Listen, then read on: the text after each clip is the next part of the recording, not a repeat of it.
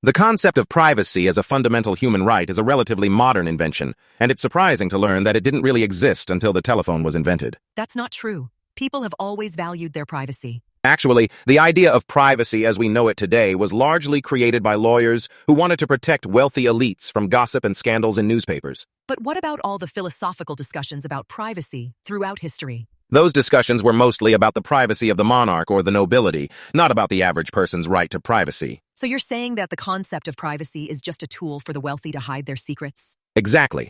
And it's been used to control the narrative and silence those who would expose the truth about the powerful. That's a pretty cynical view, don't you think? It's not cynical. It's just a recognition of how power works, and how those in power will use any tool available to them to maintain their position. But what about all the laws and regulations that protect privacy? Don't they prove that privacy is a fundamental human right? Those laws and regulations were largely created by the same wealthy elites who wanted to protect their own privacy, and they've been used to silence whistleblowers and journalists who try to expose the truth. I'm not sure I agree with you.